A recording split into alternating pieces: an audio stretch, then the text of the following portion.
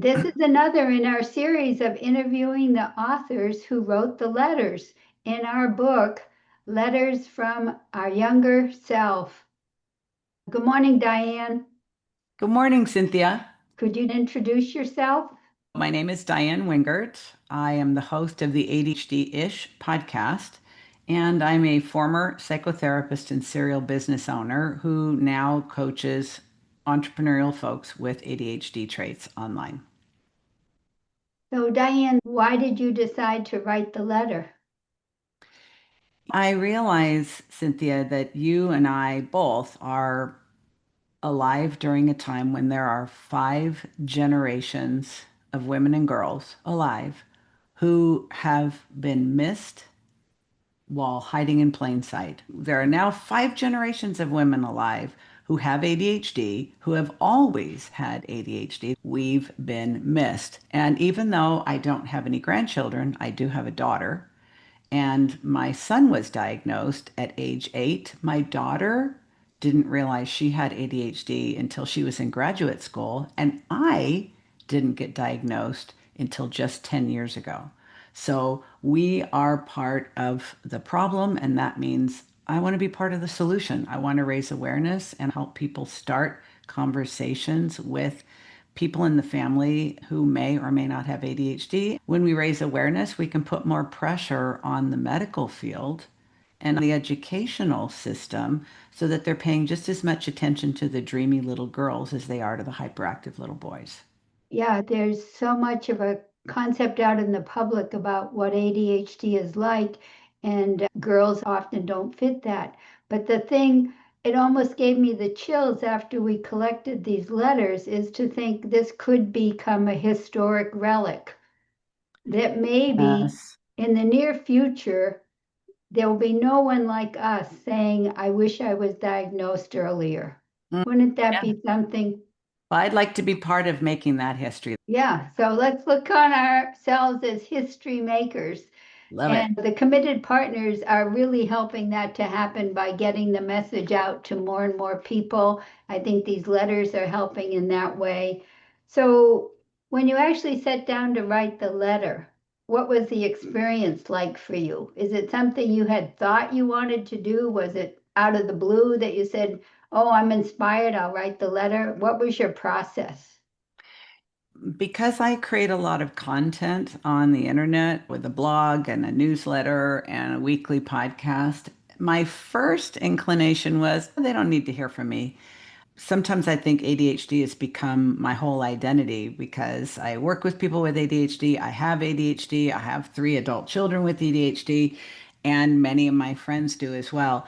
But what I realized is that most people know the current Diann. Most people know the Diann who knows she has ADHD, who is working with her ADHD and is working with other people and their ADHD on a daily basis. Most people in my life now didn't know me as a little girl who had a hard time sitting still, who was very eager to learn, who was constantly sticking her hand up in the air because the only way I could stay focused in school was to be asking questions of the teachers. Instead of thinking, oh, great, we have an eager student here, they really thought I was annoying and told me to put my hand down. At first, I thought I don't really have anything to contribute. But honestly, when I started talking to other committed partners who are writing letters and hearing about what a healing experience it was for them to go back through their own history and realize, wow, what if I had known? So, in writing the letter, I felt a lot of compassion for myself, a lot of empathy. I had a lot of pride in myself because how very much I had been able to accomplish in my life, struggling along and not even knowing why. It made me realize You lived your whole life with the brakes on, and now you still achieved a lot. You I have to give you did. credit for that. I never felt like it was something to be celebrated, even though I have a master's degree. I've had 3 successful careers and now a successful business. It always felt like it was so difficult. Things that are supposed to be easy were Ah, hard, and the things that were hard were easy. I never felt like I knew what I was doing. it was hard to take credit for it because you work so hard to earn it. When something comes easily to you, you don't think it counts.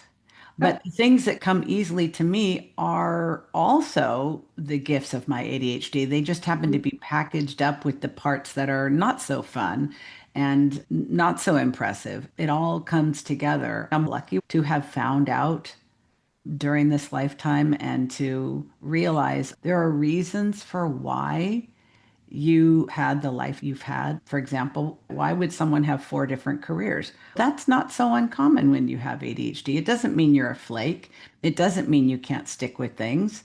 I can now extend a lot more forgiveness and acceptance to myself and others. Writing the letter helped me get in touch with why that's possible. Everything that I've lived through made it possible for me to now finally and deeply accept myself and others, where I was always critical of myself before, even if I was doing something well. What I hear from a lot of people that have ADHD and then go into the field of helping, it was good. Yet at the same time, it's not something they're grateful for. The learning is helpful for where they are now, but it wasn't really helpful to live through. There are so many women out there that still don't know about their ADHD. We're the lucky ones. Even though we figured out at our 50s, we still had time to do something with our knowledge. There's so Mhm. many women out that don't. Part of me longs to help those women, but instead I focus on helping the next generation of girls coming up. That's where I think we can make the most difference. I think we can spread this message through multiple generations. I live near Palm Springs, California, in an active 55 plus community. I have helped many of my neighbors recognize that they have ADHD. They were missed. We want to help future generations of girls find out sooner so they Mhm. didn't have to struggle as much. But I'm still finding opportunities to help people see themselves clearly, sometimes for the first time. When I first learned about my ADHD, I was a geriatric social worker in a retirement home. I happened to tell one son that I thought his mother, who lived in the retirement home, had ADHD. It turned out that he did, and she did, and I helped both of them. When you realize whether we're helping a girl, whether we're helping a woman, whether we're helping a senior, this is a highly genetic condition. So wherever we start, it's likely to go to one or more generations. Awareness is awareness. I talked with Mhm. one clinician who treats it, and he ended up treating 5 generations. Like Exactly. like dominoes. It could fall either way, fall upwards or fall downwards, young to old or old to young. I hesitated to write the letter because I'm still unpacking. It's a little embarrassment, a little cringe. I find myself taking advantage of opportunities to share it. I'm desensitizing myself to any negative feelings I still have. I was a licensed psychotherapist and had diagnosed many women with ADHD. They came in with a diagnosis of anxiety or depression. I developed this really incredible intuition about people and I Oh, started asking questions. But guess what? I was the last one to be diagnosed myself. I had raised my kids with ADHD. I had diagnosed hundreds of clients with ADHD. When I finally got diagnosed less than 10 years ago, she said, "You're actually a textbook case of somebody who has been able to struggle and find workarounds." I used to suffer from depression because I was working so darn hard. Since I got diagnosed and treated for ADHD, I've never suffered from depression again. I didn't realize there were people like me working with ADHD through their whole career and somehow missing it in themselves. for me, the hesitancy to be open is not, I'm ashamed of having ADHD. I'm uncomfortable with what they might think ADHD is, that they will misinterpret me. without the whole insight. That never goes away. We learn to work through it. We learn. There are plenty of people who don't like me. I'm very high energy. I change the topic. I change my mind. I'm okay with it. I'm not for everybody. No one is. As long as I'm being authentic to myself and I feel okay about who I am, who I attract is who I attract, who is repelled, I can live with. I wish I could have felt that way sooner, but part of it was coming to terms with having ADHD and being open about it publicly and learning how to manage my rejection sensitivity and accepting that some people are going to misunderstand, some people are going to judge. There's really nothing I can do about it. A friend of mine about the courage to be disliked. It's not an ADHD book, but it's got some powerful lessons. This morning I was talking with another letter author. She said with that rejection sensitivity, people could say something that we harbor and hold on to Oh, for yeah. years. She said we need to find the people that build us up. Anyone that gives us a compliment or a thumbs up, it does more for us. It works both ways. We can be overly sensitive to the downside, but we can be really buoyed up by the upside. We need to find those people that do that for us. And collect their positive feedback. I just got a wonderful email from a new client this week.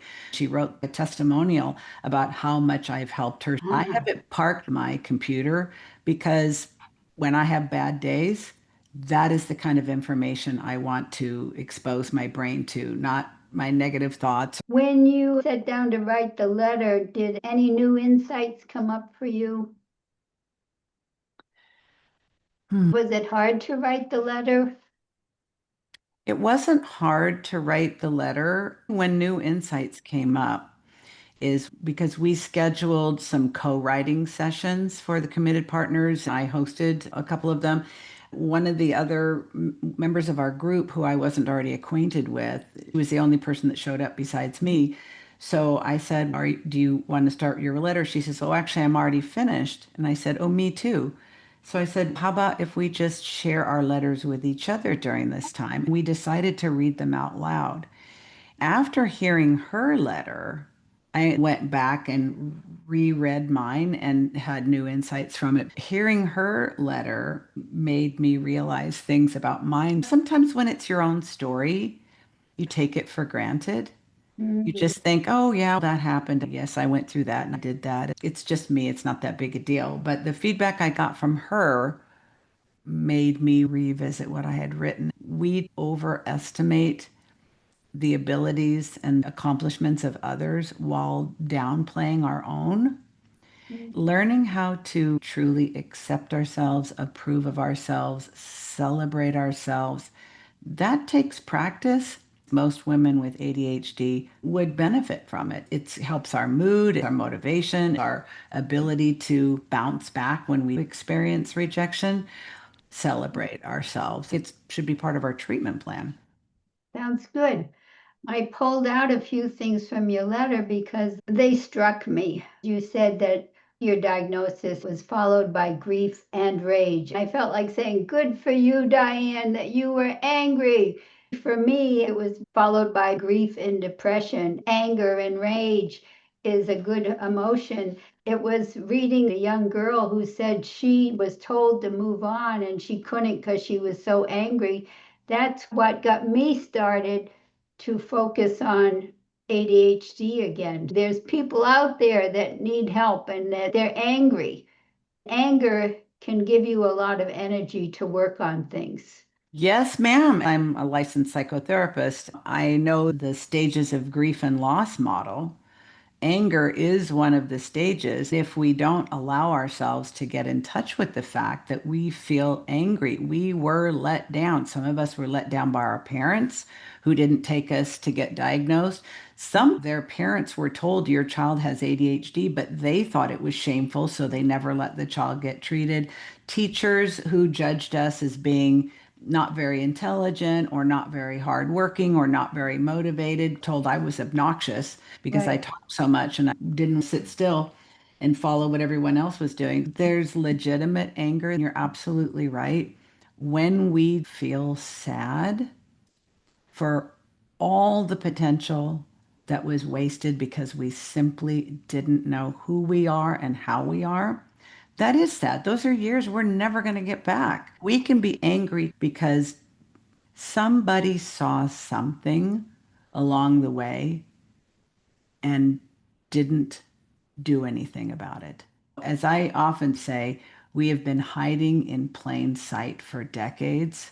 Even the doctors, the therapists, and the psychiatrists who didn't take the time and trouble, who didn't exercise their intellectual curiosity.